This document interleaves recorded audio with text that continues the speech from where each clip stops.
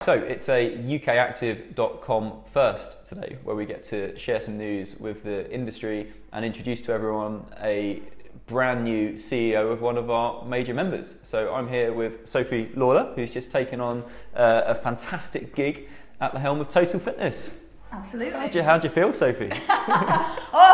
Phew, it's been a journey so far. Yeah. 100 days. You're in 100 days in. Yep. Understanding where you are and ready to go. Yeah, got a layer of the land. We are ready to go. Fantastic. Well, look, tell us a little bit about your background and what's brought you to this point. I'm a fitness industry lifer. Right. Okay. Okay. So, and I grew up at Total Fitness actually. Did you really? Yeah. It was one of my first fitness industry gigs while I was at university. Right. And back in the early noughties, the industry was selling memberships like there was no tomorrow, wasn't there? So I sold a lot of memberships. Okay. To fitness while I was paying my way through my master's degree. And then I left Total Fitness because I moved to Edinburgh and fell in with Fitness First. Right. During their highly acquisitive period as well. And I grew up through Fitness First, through that growth, and was then appointed to the board of directors of Fitness First back in 2012 as we restructured, and I was part of the team that turned that business around alongside my fellow board. I then moved through to the group team, to the international team, and stepped down from that role back in November alongside the incumbent CEO.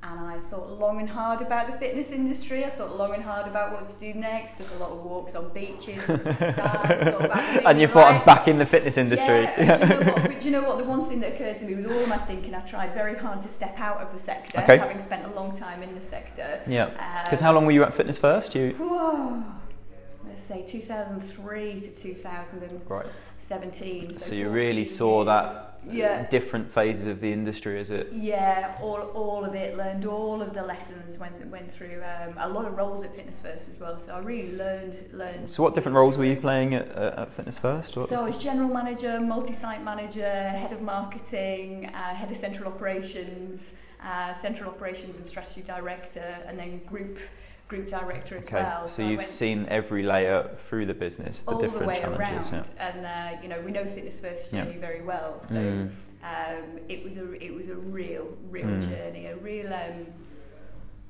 MBA by experience, I like to think. Yeah, great. Just thrown that challenge and said, right. Yeah, absolutely. Let's make it work. Very much self-taught and taught by the leaders that were around me at the time. Loads of experiences for which I'm exceptionally grateful. But while I was sort of taking my time thinking about what to do next, I think what occurred to me most was that important to me is to work with a purpose, an exceptionally important purpose, and very dear to me as the fitness industry. I firmly believe that people are better when they're fitter, and I couldn't step away from it. Right. Okay. So I had to bide my time and wait for the right moment. And I'm exceptionally glad that I bided my time and waited for that moment. And here you are, Total Fitness, and a CEO gig, a fantastic opportunity. I mean, what attracted you to Total Fitness particularly? I mean, what was that like, that decision-making process? It was a big decision, I'm not going to lie. It's a fabulous business, fantastic health clubs, in challenging locations in a challenging market position. So it wasn't a decision that I took lightly, and it's back to a middle market operator. So that's a landscape I know well. So again, not a decision I took lightly. So people who are not familiar with Total Fitness, the sort of scope and size of the business now, what's the number of locations, members, that type of stuff? So less than 20 locations. So a much smaller business in terms of locations, but these clubs have got 7,000-8,000 members per site. Big clubs. Got 3 swimming pools a site, a running track. They are big beasts, which is a very, very different landscape, but they fulfill a very, very different social purpose. They were built to offer a very broad service range to people that don't have more than 40 quid to spend on a membership, and that for me is an exceptionally important pursuit, because we know that variety drives exercise adherence, and I don't believe that just because I've only got 40-50 quid to spend, I can't have access to swimming pools and running tracks. So actually the decision to return to Total Fitness after all of this time was in some ways an easy one, because it sat really easily with me personally. I think the thing with total fitness and the decision-making process was, what I didn't know was, the people in the business and whether or not I would feel comfortable, because the team is very important. So that was the one unknown. And arriving in the business, I'm just surrounded by people that want to do the right thing. Right. There's so much positive intent Good. in the business, so it's an absolute joy. Yeah. So it's fitness industry, excellent. It's middle market, a landscape I know well, with a very good but challenging cause, excellent. And the people are just, they just all want to do the right thing. Okay, and you mentioned that sort of middle market positioning. Obviously, with Fitness First, you went through that journey. Are there things in the playbook that you're seeing instantly that can add value? I mean, there's immediate transferable stuff. Yeah, so I guess I think about the business in terms of the short-term levers and the long-term levers. A lot of the short-term levers, what we can do is sort of pricing, where we invest our capex, all of that stuff is, there's quite a lot of transferability. On the flip side, this is a very, very different proposition to the Fitness First proposition, which were, for example, smaller convenience destinations, and I've got a very big destination locations now. You've got to drive to these things, and you need very good reasons to make that drive. What we've got to do is we've got to put the experience back in to make that drive worth it. And bring that variety and put the product back into the business, put the soul and heart back into it. And for those people that do know about Total Fitness, I mean, it's history. This isn't an easy challenge here, is it? We know that you're 100 days in.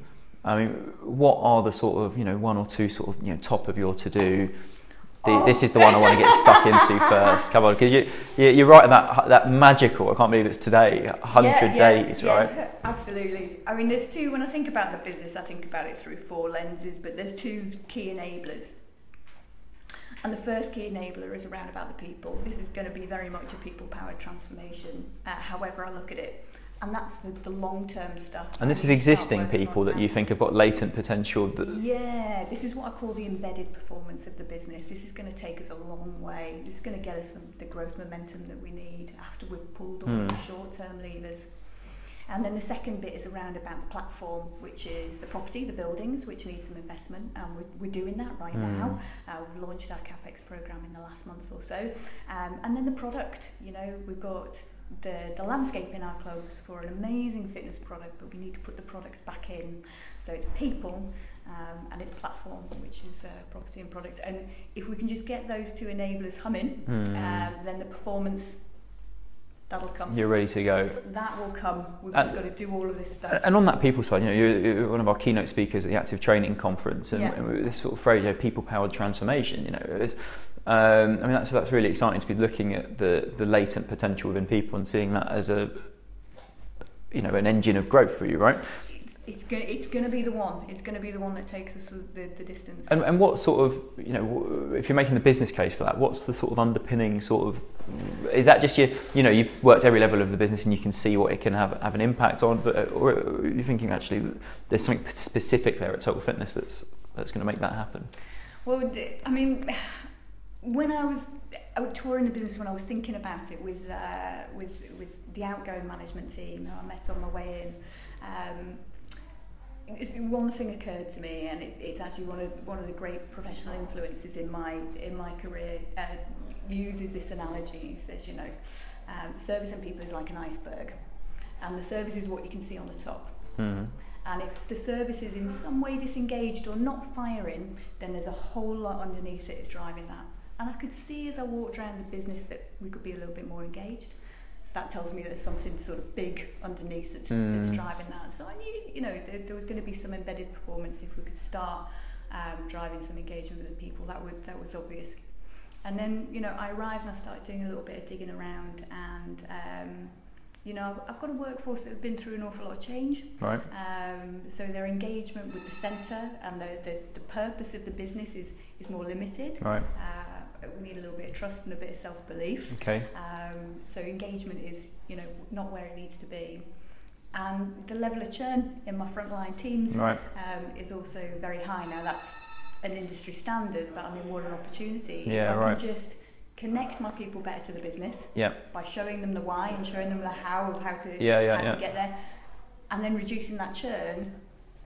I mean, it'll just even fly. in the time saved in dealing with the issues that churn and poor engagement creates, right? What an opportunity. Yep. I mean, regardless of all of the tactics, all of the short-term tactics we can leverage. It's that stuff that's going to drive the long term. We're going to spend a year pulling all of the short-term levers and then trigger the long-term growth. Fantastic. And let me ask you this. I mean, it was great in your 100 days recently. You got to join us for our private sector CEO forum. Yeah. We had the top 12 operators in the private sector there around the table, and you joined us. And what was fantastic about you joining us is that for the first time at that forum, we had a female CEO leader of one of those top 12, right? And this is a conversation that's live in the sector at the moment around, women in leadership, and you've worked every level of the sector. I mean, what's your view on accelerating the proportion of the leadership of the sector who are women? I mean, do you think there's an issue there? Is there something we should be doing, or what's your perception on all of that? Well, I'm not going to deny there's a challenge there. I mean, the numbers, speak for themselves. It's a difficult one for me to think about because I don't see it, because I look at it through my own eyes, rather than back at me. I am a newly appointed CEO, and I know what I'm doing, so I'm the best person for the job. So the gender card for me doesn't come into it, but it's clear there's a problem now. Where I think we can get better as an industry is showing that leadership roles can be more accessible to girls. And there is a little bit of that for me in my business, or our business I should say, about just bringing a little bit more authenticity into work. And I think that's a great thing that women bring to the table, that generates buy-in, belief around you.